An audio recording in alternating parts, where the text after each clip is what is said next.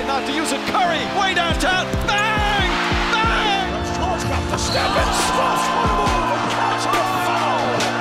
Jermaine O'Neal got a piece of it. The circle, puts the shot in the air. Good! The game's over. Hello, Newcastle. Bonjour à tous et bienvenue dans cet nouvel épisode de Coast to Coast. Aujourd'hui, un gros sujet, un sujet lourd, particulièrement cette année. Ça a été la trade deadline ce jeudi 6 février et ça a été particulièrement agité. Il y a eu énormément de mouvements, énormément de All-Stars échangés, envoyés à d'autres équipes. Mais avant ça, les gars, comment ça va? Seb, comment tu vas? Écoute, ça va. Qui dit nouvelle semaine dit nouvelle vidéo. Encore une grosse vidéo. Là, on est à fond en ce moment. Ça fait plaisir de se retrouver, les gars, chaque semaine pour parler de gros sujets. J'espère que la commu va bien. En tout cas, moi, de mon côté, ça va très bien. Tant qu'il y a de l'NBA. Eh bien, écoute, je suis content d'entendre que tu vas bien, Seb. Moi, de mon côté, je suis un peu fatigué. Je travaille beaucoup en ce moment.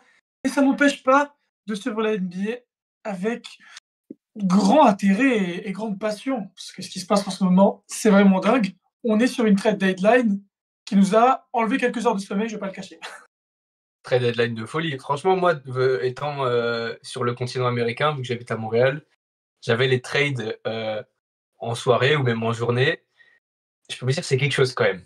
Il y a des petits trucs qui sortent comme ça à droite, à gauche, machin. Vous l'apprenez au réveil. Bah, par toi, on la prend par toi. C'était un peu notre Shams de Coast to Coast. Hein. Ah bah clairement.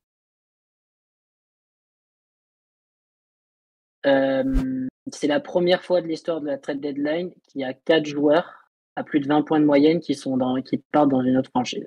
Ok. Voilà. Ok, je l'avais pas du tout celle-là. Je l'ai vu passer là, comme ça, je me suis dit, c'est à noter, c'est toujours bien de le savoir. Donc ça prouve aussi qu'il y a eu du gros mouvement. Une autre petite stat, on a 8 All-Stars qui ont bougé cette année. D'habitude, on a 2, 3 chaque année. Là, on en a 8, dont des candidats au Deep Boy, au MVP, aux trucs comme ça. C'est costaud quand même cette année. C'est très très costaud. Fou.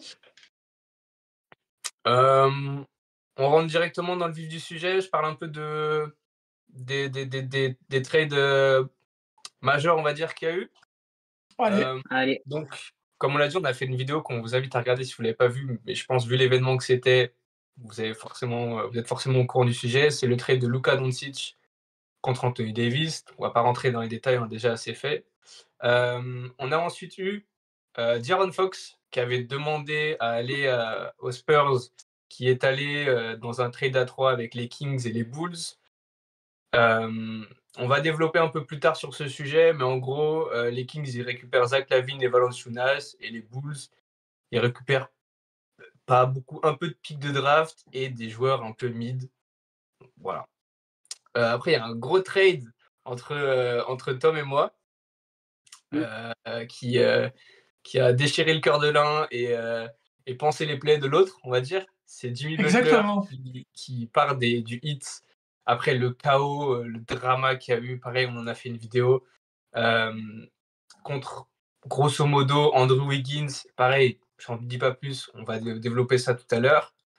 Il y a un autre All-Star qui a été échangé, peut-être qu'on peut s'attarder un petit peu là-dessus, c'est Brandon Ingram, qui a été envoyé aux Raptors contre Bruce Brown et Kelly Olynyk. Les gars, c'est tout.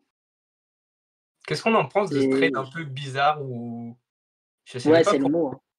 C'est un peu le mot, c'est bizarre. Les Pelicans veulent un peu reconstruire parce qu'ils sentent qu'avec Ingram et Zion, ça fonctionne pas. Ingram est aussi beaucoup blessé.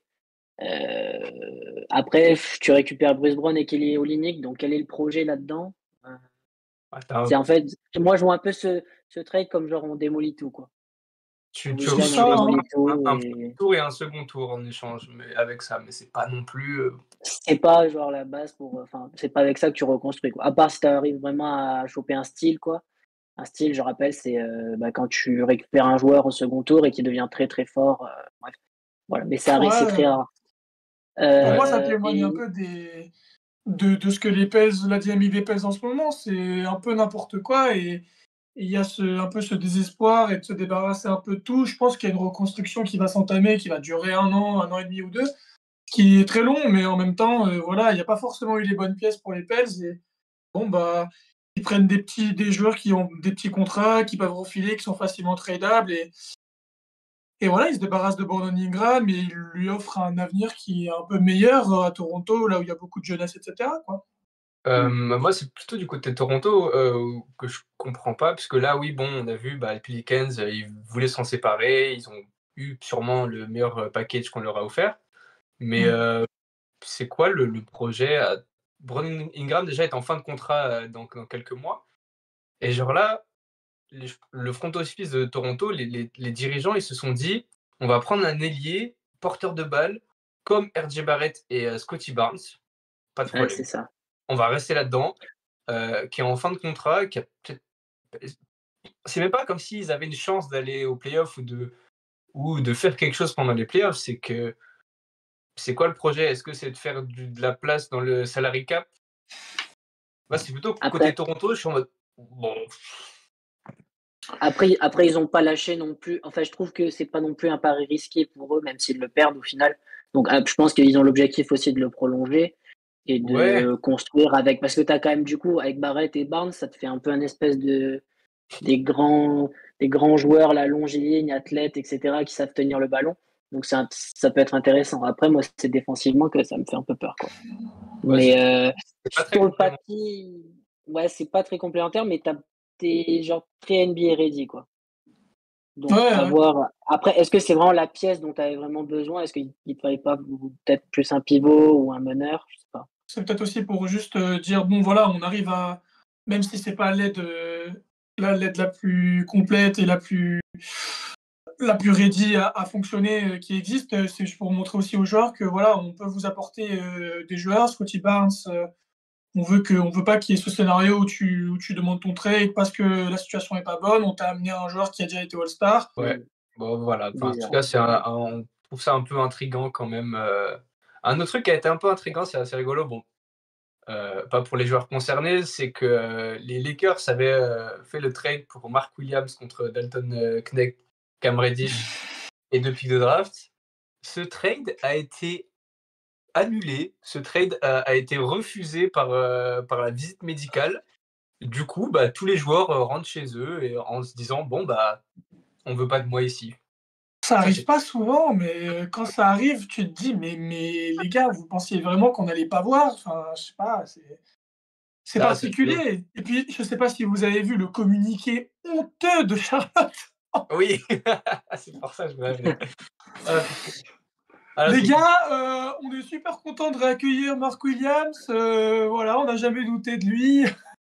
Ouais, c'est ça. attends, mais il y a mieux que ça. Ils disent face à la pression agressive d'une autre équipe, entre parenthèses les Lakers, on Oui, n'avait bah pas le oui. choix que de le trader quoi. C'est Les un mecs, peu, comme il disait Trash Talk, hein, il y a quelqu'un qui a appuyé entrée pour le tweet hein, quand même. Hein. C'est quand même terrible. Hein. Franchement, quand j'avais vu le tweet du trade, j'étais là. Franchement, c'est bien joué. Juste Ah avant ouais, de le fou. gong, là, tu récupères un pivot jeune, prometteur. Il se blesse un peu, mais là, la première partie de saison, c'était prometteur. Donc, franchement, avec Luka et tout, franchement, ça aurait pu être pas mal. Là où j'ai un peu espoir pour les Lakers, c'est que il y a quand même des buy-out et tout qui vont se faire dans la suite des choses et je pense qu'ils vont réussir à choper un peu un pivot, quoi, un mec qui est grand, qui défend, même si ça ne sera pas Mark Williams. en plus de ce trade raté, pour du coup ils gardent leur pivot quoi. Ils récupèrent aussi Youssouf Nurkic, bon, qui est là parce que les Suns en avaient plus besoin. Les Suns récupèrent Cody Martin et Vasilij Micic. Bon, on en Ouais. parle parce que Youssouf Nurkic c'est quand même un bon joueur, mais ça montre le bordel qu'il y a aussi. Ouais, ouais, non, mais après Nurkic, c'est plus tant un bon joueur, c'est plus un poids aujourd'hui parce qu'il défend pas le type. Quoi. C'est affreux, puis son rendement offensif est tellement faible aujourd'hui, hein, que Ouais, à l'heure ouais, je actuelle, pense c'est qu'il n'a pas la compliqué. Ouais. place en plus de vivre avec un Book, avec un KD. C'est... Ah, bien sûr que c'est pas sûr des pivots là Non, qu'il c'était leur faut. pas compatible. On a décidé de mettre en lumière 3 trades ou 3 situations, on va dire, qui pour nous ont marqué ont marqué la trade deadline et vont marquer et impacter la NBA, que ce soit cette année ou dans les années à venir. On ne parlera pas du trade de Luka Doncic, qui est évidemment le plus gros, parce qu'on a déjà fait toute une vidéo, comme on l'avait dit, comme on vous l'a dit, pardon, qui est dédiée à ce sujet. Donc on vous invite à aller la voir ou la revoir si vous voulez nous entendre parler de ce sujet-là. Donc voilà, on va faire un peu par ordre chronologique. Un des premiers trades qui a eu lieu après celui de Luka, je pense que tout le monde s'est un peu activé dès que Luka a été tradé, et ce qui fait qu'on a eu des trades assez tôt. C'est le trade de De'Aaron Fox à San Antonio. Donc pour faire un récap vraiment du trade, c'est De'Aaron Fox, Jordan McLaughlin, je sais pas comment on dit son nom, je suis désolé. On va l'appeler Jordan. McLaughlin. Voilà, tout le monde s'y essayait. Les Kings, eux, ils récupèrent Zach LaVine, ils récupèrent aussi Jonas Valanciunas, et les Bulls récupèrent Kevin Huerter, Trey Jones, Zach Collins et leur propre pick de draft qui était aux Spurs. Le move de maître, c'est un maestro, quoi. Alors, pas pour tout le monde. Le move de maître, tu parles des Spurs, j'imagine, Seb, je te laisse aller. Non, c'était ironique concernant le pick de draft des Bulls, mais oui, coup de maître des Spurs. Hein. Oui, c'est même un braquage pour moi. C'est incroyable. C'est incroyable. Tu récupères, donc, on l'a dit, De'Aaron Fox, qui au final, 34 millions, 37 millions l'année, c'est pas si élevé que ça pour un joueur de son calibre, je trouve. Donc, tu récupères De'Aaron Fox. Il est jeune, 27 ans. C'est un joueur calibre All-Star. Voilà. C'est une petite statistique sympa. Le mec est en 25 points, 5 rebonds, 6 passes, un peu tous les ans. C'est un peu sa moyenne, donc c'est fort. Tu le mets à côté d'un joueur générationnel qui est Wemby. Donc là, tu vas avoir un tandem meneur-pivot absolument monstrueux, que ce soit en pick and roll, en pick and pop, en transition. Ça va être un carnage. Wemby, il va se régaler. Honnêtement, moi, j'ai pas trop regardé les Spurs là depuis qu'il est arrivé, mais j'ai regardé un petit peu. Ouais, du coup, il a un truc, il va très très vite et il aime aller dans la raquette. Et les défenses sont obligées de venir fermer, de venir l'aider, et ça laisse des espaces pour Wemby. Le nombre de fois il est grand ouvert à 3 points en tête de raquette et qu'il n'y a personne devant lui, il a juste à shooter. Ça arrive plusieurs fois à chaque match, donc c'est assez létal. J'ai l'impression que le duo est très complémentaire. Et en vrai, quand il y a eu les premières rumeurs il y a un peu plus d'un mois, on en avait parlé en off et on était dithyrambique, on était en mode en fait c'est le meilleur meneur qui pouvait être avec Wemby. Bien sûr, dans le cadre du possible, dans le cadre où tu vas pas ramener Steph Curry. On pensait que Luka était intradable, mais non, bien sûr, c'est un mec sérieux. C'est un mec du coup qui attaque la raquette, alors que Wemby il aime bien s'écarter, donc c'est complémentaire. C'est pas un mec qui est dans les strass, les paillettes, les machins, c'est plus un family man. Comme tu l'as dit, il est encore jeune, il a 27 ans, donc il a facile 5 ans devant lui. Et il veut être à San Antonio. Et en plus, comme tu l'as dit, move des Spurs, move de Maestro, parce qu'ils ont perdu aucun de leurs jeunes. Et ça, c'est ce que j'allais dire. Ça, c'était impossible. Tom, je sais pas ce que t'en penses, comment il a fait, le mec, quoi. Moi, j'avoue que quand j'ai vu personne bouger dans le young core des Spurs, je me suis dit, ok, là, il y a dû avoir une folie, il doit y avoir des pics, mais même pas tant que ça, finalement. Franchement, ils ont réussi à conserver tout ce qu'il fallait conserver. Et moi, ce que j'ai bien aimé avec l'attitude de Fox, c'est que, bon, oui, il a dit qu'il serait resté toute sa carrière aux Kings. Bon, ça, permettez-moi d'en douter. Hein. C'est pas du. Mais par contre, il a dit qu'il avait très hâte de jouer avec Stephen Castle, avec qui il partage une très bonne relation depuis qu'il est dans la ligue. Donc du coup, voilà, c'était l'une des raisons pour lesquelles il voulait jouer aux Spurs. Évidemment, je pense qu'il était très intéressé de jouer pour Pop, jouer avec Wemby, jouer avec un young core. Et puis même, en fait, là, tu as 3 meneurs qui ont des rôles tout à fait différents avec Stephen Castle, avec De'Aaron Fox et avec Chris Paul. Que du coup, ils ont réussi à garder Chris Paul. Et je crois que c'était hier. Donc hier, on était lundi 10 février. Il y a Chris Paul et De'Aaron Fox qui étaient dans le 5 de départ. Donc c'est intéressant de voir en fait Fox prendre un rôle un peu plus de 2. Et ils ont déjà fait les 5 de départ. Je crois que le premier 5 de départ qu'ils font avec Fox, il y a Castle aussi qui est dedans. Après, Castle, il peut jouer un peu à tous les postes, mais c'est marrant de se dire, les mecs, ils ont tellement de choix en meneur, allez, vas-y, jouez tous en même temps, on verra après pour les rotations. Ouais, et puis ils vont faire leurs tests. Et puis, de toute façon, c'est comme ça qu'il faut faire quand tu accueilles un joueur calibre All-Star comme dit Aaron Fox. Il faut laisser le temps faire, il faut laisser l'alchimie se créer. Et en vrai, pour moi, c'est un trade. C'est le trade pour moi qui va avoir le plus d'impact dans les années à suivre parce que justement, c'est un young core. On a vu par exemple Lucas casser les dents parce que il galérait à trouver son bras droit. En fait, là, Wemby sophomore, il a déjà son bras droit. Donc à ce niveau-là, on peut dire que le trade est parfait. Il y a toujours les vétérans, toujours les jeunes qui vont grandir à côté. Mais la base est prête. Et je pense que l'année prochaine, c'est objectif playoff, même pas play-in, quoi. On a assez parlé de San Antonio. Parlons des Bulls. Non, des Kings. Bon, peut-être que c'est la même équipe finalement. Qui sait? DeMar DeRozan, Zach LaVine, un pivot blanc qui défend pas. Est-ce que finalement les Kings sont pas les nouveaux Bulls de l'Ouest? C'est quoi le projet chez les Kings concrètement? Parce que ça marche pas chez les Bulls. C'est pas parce que tu les mets chez les Kings que ça va marcher. Et en plus, les Kings, c'est pas connu pour briller plus qu'une autre franchise. Moi, je comprends pas pourquoi ça va chercher Zach LaVine. Encore, ils s'en sortent bien. Hein. Ouais, c'est ce que Ils s'en j'ai sortent écrit, bien, ça c'est pour sort pas dire. trop Hein. mal. Hein. Mais je comprends pas parce que pour moi, ils ont sous-coté la valeur de Fox. Je pense qu'il y avait mieux à aller chercher, mais surtout en termes de futur. Parce que oui, en termes de maintenant, oui, Lavine, c'est peut-être le mieux que tu puisses avoir. Mais là, t'es les Kings. Faut te dire, OK, est-ce qu'on joue le titre? Spoiler, non. Ou est-ce qu'on reconstruit? Bah, pour moi, c'était la seconde option qu'il fallait faire. Et là, ils se vautrent totalement. Et ils vont être dans le néant de l'Ouest à traîner au 9, 10, 8e place. Et il n'y aura aucun projet concret. Tu partages T'as la pas même vision? de. Bah, je suis un peu plus mesuré quand même. Je suis un peu plus mesuré, mais parce que tu as quand même des joueurs qui sont très forts. Zach, il a été All-Star plusieurs fois. DeRozan, c'est un. En fait, comment dire?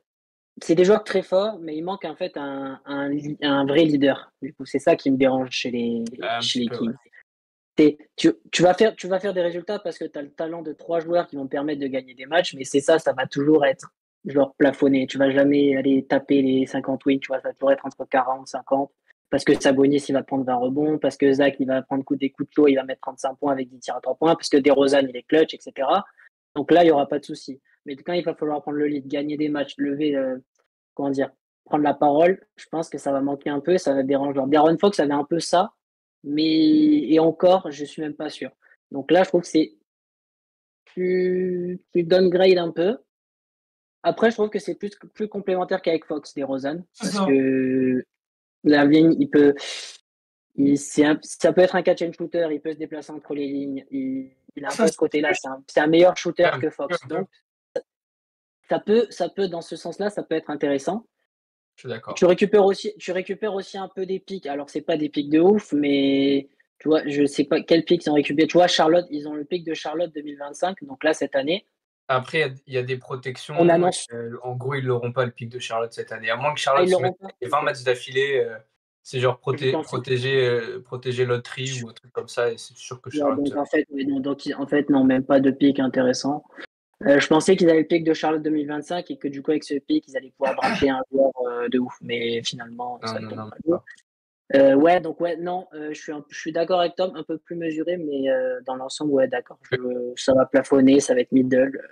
Ok, ok. Moi, je Dommage. crois un peu, ils étaient en mode, on peut pas envoyer Fox ailleurs qu'à San Antonio parce que peut-être que les autres équipes étaient en mode, bah, on sait qu'il va à San Antonio et qu'il prolongera pas chez nous, donc ça sert à rien de le récupérer. Et je pense qu'ils étaient en mode, si on perd un joueur comme Fox, il faut qu'on ait un All-Star en échange.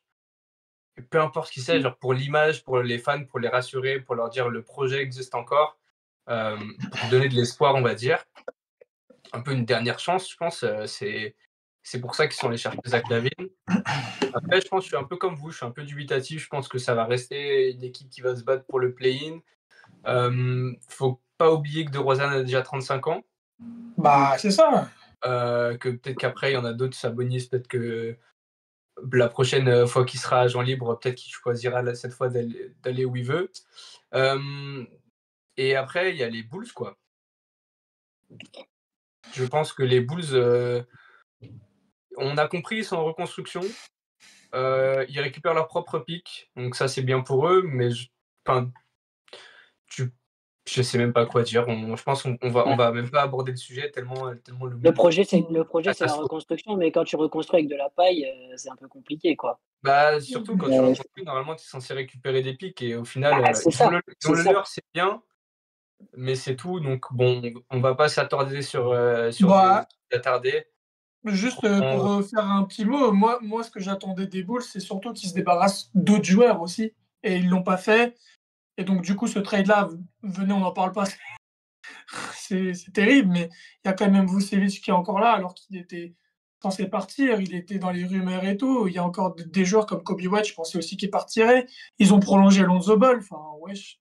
Non, mais ça, voilà, c'est un peu le même genre de projet où c'est des gens enfin des équipes qui veulent pas tanker et voilà. Enfin bref, nous on vous l'a dit, on kiffe ce trade parce que bah, forcément il y a un bête de joueurs qui rejoint les Spurs de Wembanyama.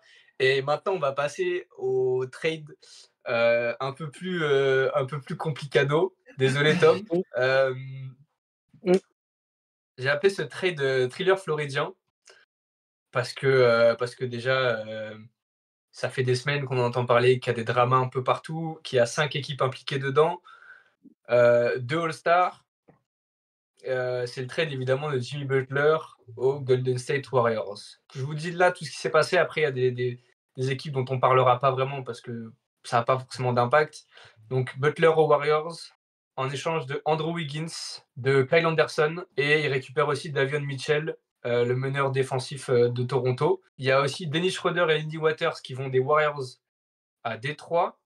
Il y a Josh Richardson qui va à Utah pour faire de la place au niveau des salaires. Tout ça, en fait, là, les joueurs dont je parle, c'est juste pour matcher les salaires. Il y a KJ Martin qui va à Utah aussi, qui était à Philly, et le cadavre de PJ Tucker qui apparemment a toujours un contrat NBA, qui se retrouve à Toronto en échange de Davion Mitchell. Messieurs, je vous propose vraiment on se concentre sur Spurs, pas du tout, excusez-moi, Warriors et Heat. Pour parler de ce trade-là, Tom, c'est quoi ton impression quand tu as vu la contrepartie, à savoir Andrew Wiggins, Kyle Anderson et Davion Mitchell? Alors, mélange d'émotions, bien sûr, parce que la fin de l'ère Jimmy Butler, ça fait quand même mal au cœur, hein. Moi, je suis toujours très fan de Jimmy et toujours du mal à me dire que voilà, il a un maillot des Warriors. Néanmoins, je pense qu'en termes de franchise, il aurait pu plus mal tomber. Et je suis content que ce soit là-bas parce que Franchement, c'est ça une lui va franchise. bien. Ouais, c'est une franchise que je respecte. Il a pris le numéro 10 en référence à son meilleur pote, Neymar. Pas que, il a dit Neymar, Pogba, Ronaldinho, le mec, c'est un joueur de foot. Que des Ouais, numéros 10 dans Oui, ma team. C'était pour Booba, mais en fait. bon, il a dit Neymar en premier. Il a dit Neymar. Il a dit Il Neymar. adore Neymar pour ceux qui ne savent pas. Ils se traînent tout le temps ensemble. C'est trop chelou d'ailleurs. Je comprends pas cette amitié, mais pourquoi pas. Et la contrepartie, alors, il faut savoir que du coup, ça s'est passé en plusieurs étapes parce qu'au début, on fait le trade et on a Andrew Wiggins, Dennis Schroeder et Kyle Anderson. Là, je pète un plomb. Je suis pas content. Je suis pas un grand fan d'Andrew Wiggins. D'ailleurs, dans l'épisode dernier, je me fous de la gueule de Tom par rapport à Andrew Wiggins. Finalement, maintenant, c'est un mec du 8, quoi. Tu vas l'aimer, tu vas Un voir, tu vas playing. Non, mais c'est cool. En vrai, Andrew Wiggins, faut voir ce qu'il est. C'est un mec qui a été All-Star, même s'il était en dessous du niveau, clairement. Il est Il fait une grosse offensivement. saison. Ouais, voilà, c'est ça. Offensivement, c'est le mec il peut jouer écarté de la balle et du coup, c'est cool pour jouer avec nos joueurs à nous. C'est un mec qui, je pense, aussi sous le système HIT, va très bien fonctionner. Et défensivement, il est meilleur que Jimmy Butler l'est maintenant. Donc, du coup, on reçoit une contrepartie défensive qui est bien. Kyle Anderson, je vous avoue, c'est un peu le role-player que le hit on aime bien, mais on s'en fout un peu. Je pense qu'il va gratter 10 minutes par là, 5 minutes par là, dans le crunch time. Spolstra, il aime bien ce genre de jeu, donc on verra. Mais moi, c'est surtout Davion Mitchell où je suis trop content. Parce que de base, on devait choper PJ Tucker, puis choper PJ Tucker après plusieurs moves bizarres. Et puis finalement, on arrive à avoir Davion Mitchell, Et ça, c'est un miracle. Parce que David Mitchell, c'est un top défenseur de la ligue. Et là, j'étais en mode, OK, on chope 2 mecs dans le top 20-25 défensif de la NBA. Bon. Et du role player, ben, dans un trade qui s'annonçait compliqué, et vous l'avez compris, en vrai, on s'en sort pas si mal. Et en vrai, on a des joueurs qui sont en pleine expansion. On en parlait dans nos vidéos précédentes de Tyler Hero, Kelly Ware, même si Bam, il fait une moins bonne saison, on n'est pas à l'abri que la saison prochaine, il casse tout. On a toujours voilà, Spoelstra et nos role-players si puissants qui mouillent le maillot. Duncan Robinson, coucou à toi. Non, en vrai, je suis pas content parce que bah, c'est une partie de ces 6 dernières années, la moitié d'une décennie qui partent. Mais on est sur des belles perspectives et je pense qu'avec 2-3 moves, en se préparant bien pour la free agency de 2026, on peut faire des belles choses en vrai. Toi, Seb, Ouais, qu'est-ce vu que la tu situation, vu la situation dans laquelle vous étiez, je trouve que vous s'en sortez pas trop mal parce qu'avec Jimmy Butler, c'était plus possible, donc il fallait absolument qu'il s'en aille. Et donc, vous n'étiez pas forcément en position de force. Donc, tu as fait un peu avec ce que tu as pu et au final, tu récupères, tu l'as dit, du bon joueur, du bon role player. Un Andrew Wiggins qui est très fort défensivement, quand on l'a vu aussi en 2022 avec les Warriors, quand il y avait un système défensif très très fort, qui sont allés au bout. Wiggins, c'était une pièce essentielle. Il n'y a pas à dire. C'est le Et au deuxième 8, meilleur joueur du titre en 2022. Franchement, demandez à ouais, Jason Tatum honnêtement, ce que ça fait d'avoir Andrew Wiggins sur ses côtes quand il est dans un ouais, bon cadre. clairement, clairement. Je pense qu'il s'en Mm, souvient mm. encore. Ouais. Donc, je pense que là, oui, toi, tu tombes dans un bon cadre. Étais déjà dans un bon cadre, mais tu restes dans un bon cadre. Tu vas être à côté de Tyler Hero qui commence à prendre un peu ce rôle de franchise, de leader offensif, etc. Je trouve qu'en termes de complémentarité, c'est pas trop mal. Il va pouvoir un peu prendre le meilleur arrière tous les soirs et du coup, Tyler Hero va pouvoir plus se focaliser sur l'aspect offensif du jeu. T'as Bam, bah, bon, qui est toujours là, mais il fait son taf, quoi. Non, je suis content pour le hit qu'ils aient récupéré Wiggins. Donc, tu as dit, les repères, Davion Mitchell, super et tout. Par contre, défensivement, tu t'améliores. Offensivement, on en avait parlé dans la vidéo, on avait parlé de Jeremy Grant, etc., quand on avait fait les trades possibles, etc. On, on se demandait, enfin, on aurait bien voulu que le Heat récupère un joueur qui peut mettre 20 points de moyenne. Wiggins, je suis pas sûr que tous les soirs il puisse faire ça, forcément. Disons que là, Offensivement, ça va être bizarre. dans tous les cas, tu avais Ouais, un joueur voilà. qui ne jouait pas, qui voulait partir. On rappelle, Jimmy Butler Ah oui, clair. était en fin de contrat. Pour moi, ce trade, c'est win-win. C'est que tout le monde y gagne. Bon, sauf Andrew Wiggins, en vrai, je pense. Butler, il est content parce qu'on l'a vu, il a re-signé directement 2 ans dans la foulée. Donc, c'est qu'il était content d'être aux Warriors. En tant que fan des Warriors, je suis content. J'adorais Andrew Wiggins, mais c'est pas le même niveau que Jimmy Butler. Je trouve que le Heat s'en sort bien. Ils ont des joueurs qui sont complémentaires avec ce qu'ils ont déjà. Comme tu dis, il n'y a personne qui vient embêter Tyler Hero, Kelly Ware dans son développement, Bam Adebayo. Wiggins, il va venir pile entre Adebayo et Butler. Ça va être parfait. Davion Mitchell, je pense que s'il y a bien une équipe qui peut en faire un bête de joueur, c'est le Heat. Je pense que lui est tombé vraiment au bon endroit. Après, bon, Cal Anderson, franchement, Ouais, tu c'est ne une le pas transition, un quoi. match sur 5. Mais franchement, là où j'ai vraiment vu quelque chose qui change, c'est au niveau des Warriors. C'est qu'au début, les gens étaient un peu sceptiques, en mode oui, bon, ça manque de spacing. Est-ce que Jimmy, machin, il est assez fort pour aider Steph? La réponse est oui, parce que les défenses ont peur de quelqu'un d'autre que Stephen Curry. Et je peux vous dire que là, Steph Curry, ça fait 2 matchs qu'ils sont fait ensemble, il est ravi. Il voit Donc oui, il arrête De toute de se façon, faire prendre des prises à 3, prises à 4, prises à 6, avec même le coach qui l'attrape pour lui faire une je suis bouffée de coach. bras.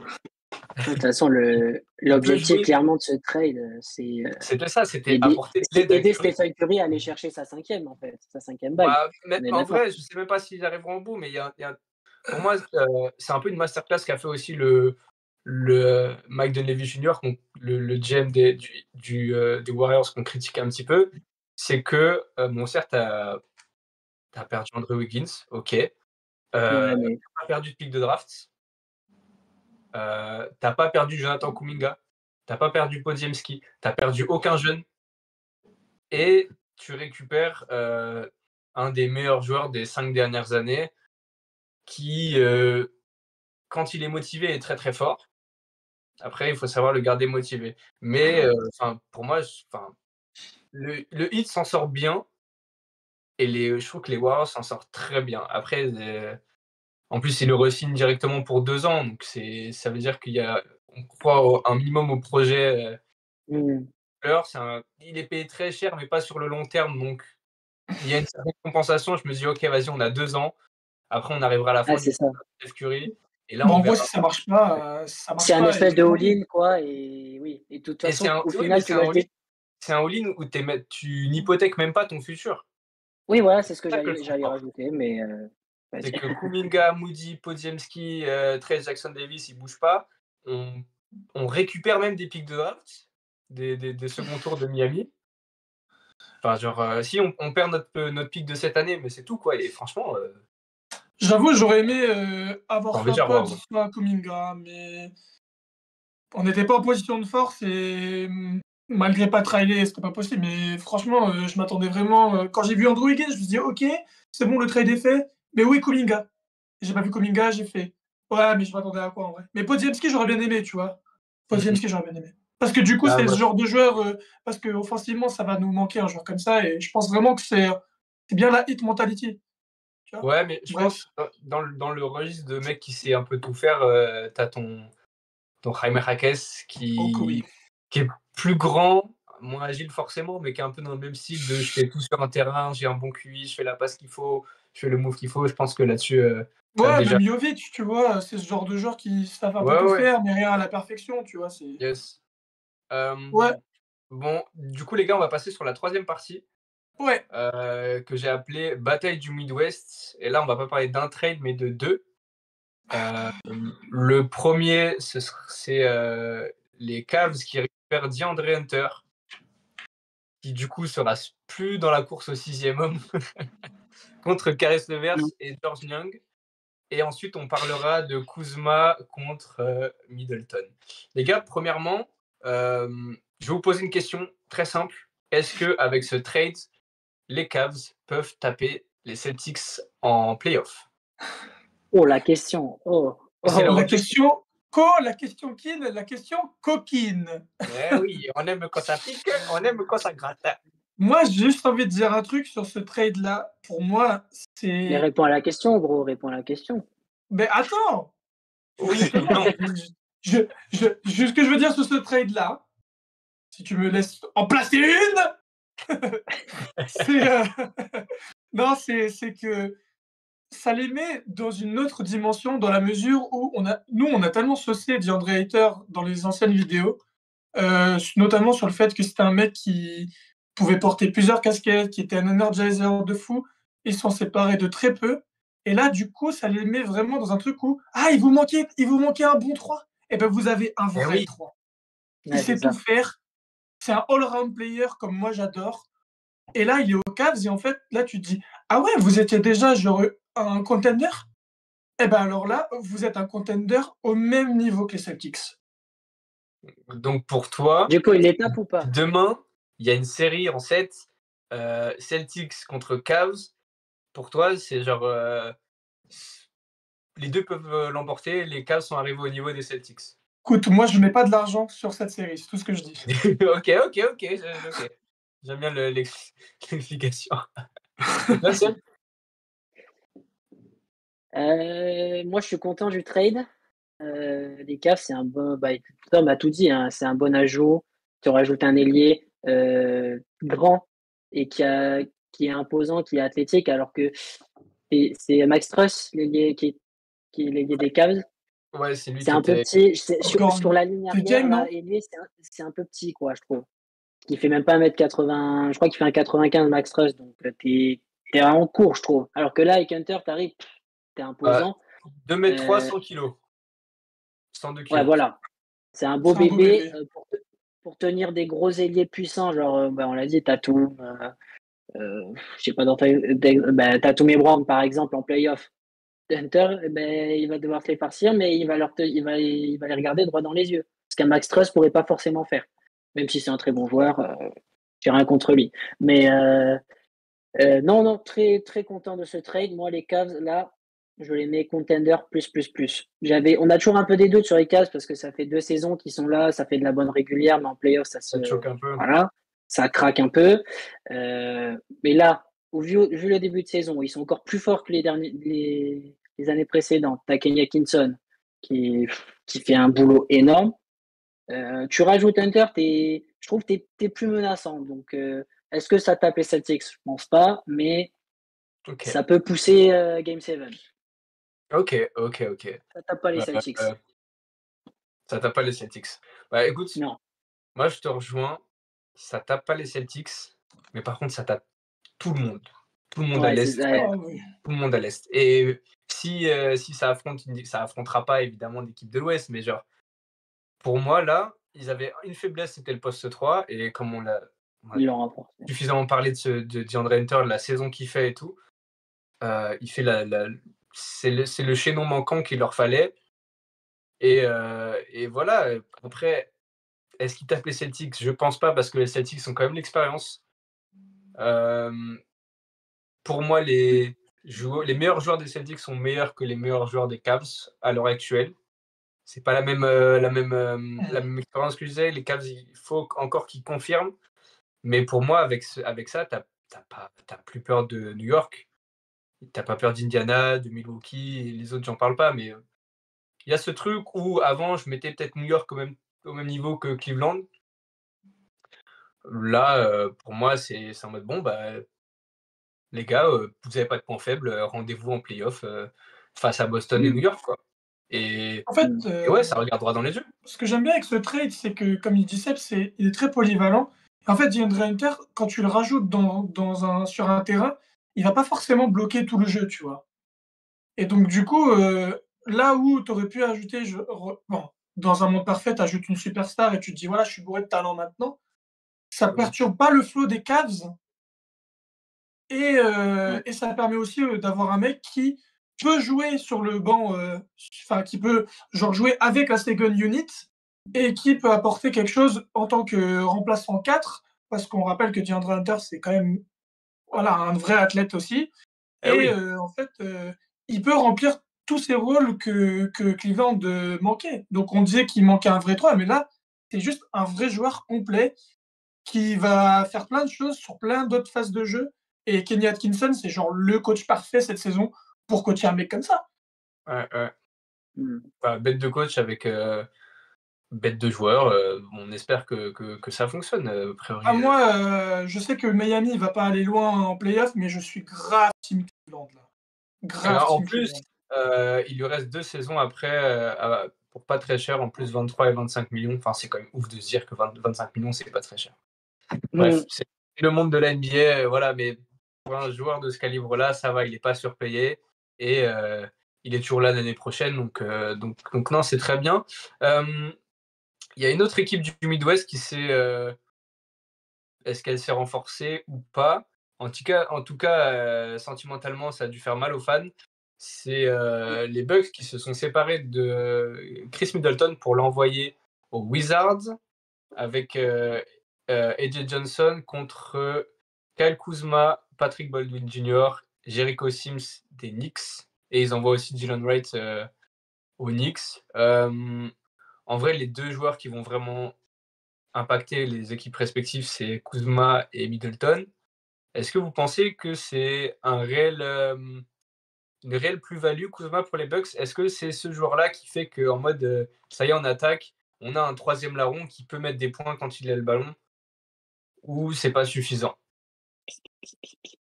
Pour moi, tu vois, la séparation Middleton aux Bucks, c'est un peu comme quand tu as un grand-parent malade. Quand il part, tu te dis, bon, c'est mieux comme ça. Tu vois. Tu verses une larme et Tu verses une larme, mais en même temps, tu t'y attendais un peu. Ça fait quelques saisons, voilà. C'est plus le même depuis qu'il est revenu, il s'est blessé, etc. Donc, merci pour les services. Beaucoup des gens du Wisconsin veulent voir son maillot retiré. Pourquoi pas? moi, je dis qu'il le faut. Maintenant, en termes du trade pur, moi, je pense que ça peut que les améliorer parce que Middleton, c'était Middleton et Kuzma, on l'a déjà vu en 3e, 4e option offensive, ça a gagné une bague. Alors, je dis pas que ça a le même talent que les Lakers en 2020, hein, c'était une Pas équipe troisième archi option, complète, mais bourrée d'expérience. Mais là, en vrai, je pense que ça peut que leur faire du bien, hein. Je sais qu'il y a beaucoup de gens qui n'aiment pas Kuzma, etc. Et à juste titre, c'est un mec qui parle trop pour trop peu. Mais en vrai, ça reste un joueur qui est offensivement clean. Maintenant, faut voir comment Et ça va fonctionner. c'est Parce parce que que sa ça, saison. Je repose la même question. Est-ce qu'avec ce move, ils peuvent regarder dans les yeux New York, Cleveland, voire Boston? Est-ce qu'avec ce move-là, ça peut les aider à aller plus loin en playoff? pense que ça leur fait du bien, mais je pense que ça change pas assez pour pouvoir affirmer ça. Par contre, Mm. là où je veux remettre un petit peu de lumière sur quelque chose, c'est que, bon là, il est blessé, mais Yanis, quand il est en playoff, moi, je peux m'attendre à tout. Et franchement, moi, ça m'étonnerait même pas qu'il puisse taper une grosse équipe comme ça parce que c'est Giannis et Lillard, quoi. Après, je pense pas que Kuzma soit le facteur X, non. Ok. Seb? Ouais, je suis d'accord, hein, il a tout dit presque, hein. Non, je veux juste rajouter un truc, c'est que là, Kuzma, on est un peu dubitatif parce que son début de saison est catastrophique. Ah Il bah, je faut peux dire rappeler que que les jeunes joueurs des Wizards sont contents qu'il soit parti, hein. Depuis qu'il est parti, ça a Ah, fait la fête. Premier je match pensais que après tu son allais départ, commencer Bilal par là Koulibaly qui d'ailleurs. fait un triple-double, tous les smiles et tout. Ouais, ils sont bien contents. Mais il faut pas oublier que les 2 saisons précédentes, Il est fort. les stats étaient quand même, ouais, il est très fort. Tu as du 22 points, 7 rebonds genre tous les soirs, donc c'est quand même sérieux. Donc si c'est ce Kuzma-là qui arrive aux Bucks, ouais, par contre là les Bucks, franchement bien joué. D'autant plus que à côté d'un Giannis et d'un Lillard qui vont attirer les défenses, il va avoir beaucoup plus d'espace qu'il n'a jamais eu à Washington. C'est vrai. Donc, tu auras des tickets chauds, tu auras des shoots ouverts, tu vas pouvoir être plus efficace. Donc, s'il met sa vingtaine tous les soirs, qu'il il se bouge un peu en défense, franchement, c'est une bonne acquisition. En plus, il est grand, donc il fait de la taille à Milwaukee, franchement, c'est bien aussi. Ils en ont, mais c'est pas de refus. Et en plus, je trouve que les Bucks prennent pas tant de risques que ça, parce que tu lâches Middleton, c'est tout. En fait, tu lâches pas de joueurs Bah, Tu laisses Dylan Wright? AJ John, Dylan tu lâches. Wright et Jay Johnson, mais c'est pas non plus des joueurs qui. Ouais, c'est pas non plus, voilà, C'est pas c'est pas Beauchamp? comme si. Marvin Beauchamp, si, mais c'est dans un autre trade, Marvin Ah, Beauchamp. my bad. Même si ça va pas loin en playoff et que ouais, ça s'écroule, c'est pas grave. De toute façon, tu comptais pas sur Dylan Wright et AJ Johnson, même si AJ Johnson est prometteur, mais Ouais, Dylan c'est Wright pas en avec ces défense, c'était pas joueurs-là mal que. quand même, hein. Oui, mais ouais, c'est pas non plus. Oui, Ouais. c'est un joueur remplaçable, on est d'accord. Oui, c'est Voilà, dommage que tu les Bucks remplaces ne pas prennent par pas de la vraiment un défense, risque. quoi. C'est un petit risque, mais je pense que c'est un risque qui valait le coup. Donc, ouais, bien vu les Bucks. Mais les Wizards aussi, je pensais que tu allais commencer par là. Bilal Koulibaly va pouvoir s'épanouir. Il Bah, si dégage tu veux, Tout le Kuzma. monde. je te dirai un petit mot sur les Wizards. Les Ouais, Wizards, rapidement. j'ai beaucoup aimé leur trade deadline parce qu'ils récupèrent du coup Chris Middleton, qui est un vétéran. Ils récupèrent AJ Johnson, qui est du coup un jeune joueur. Et on a vu, il y a un bout de potentiel après à voir jusqu'où ça peut aller. On ne dit pas que c'est un futur All-Star, mais il a montré des choses intéressantes. Et il récupère aussi Marcus Smart. Et on a déjà vu des vidéos. Le mec, il est le premier jour où il arrive, il commence à donner des conseils en défense à Jordan Poole. Donc je me dis, pour encadrer leur groupe de jeunes, qui a l'air de s'éclater, tu ramènes des mecs sérieux, tu ramènes des vétérans et un petit jeune. Donc je pense que pour nos amis français, Bilal Koulibaly et Alexa, ça leur va très bien. Ils s'éclatent, ils ont des vétérans. Donc je pense que c'est bien aussi pour Washington. Après, pour Milwaukee, je vous rejoins. Je pense que Kuzma, il peut mettre sa petite quinzaine de points, qui va faire du bien, parce que ça apporte une autre menace. On en avait parlé, on avait dit que les Bucks, il leur fallait une troisième menace après Giannis et Lillard. Début de saison, on espérait que ce soit Middleton.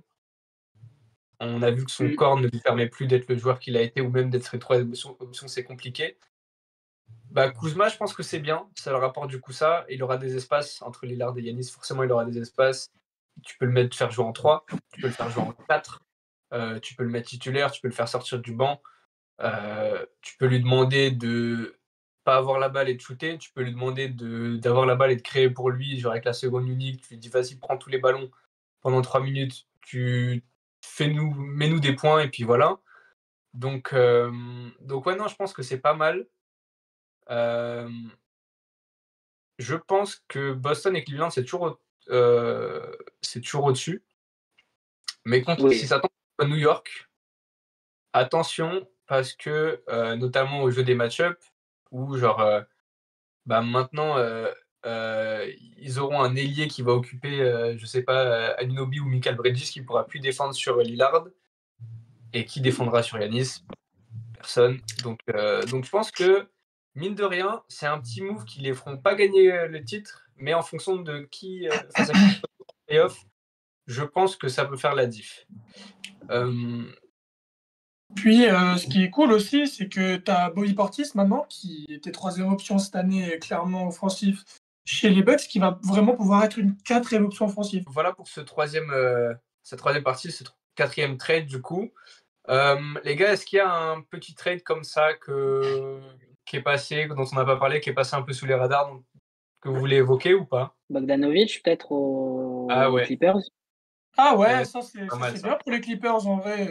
C'est typiquement le joueur que James Harden kiffe. Oui, pour un petit shooter là, magnifique là. Oh là là. Et après, ouais, c'est vrai que sur le marché des buyouts, on n'en a pas parlé, mais il récupère aussi Ben Simmons. Et du coup, Ben Simmons, c'est pas mal. Ben Simmons, en plus là, il va jouer 4 parce que c'est James Harden qui va jouer meneur.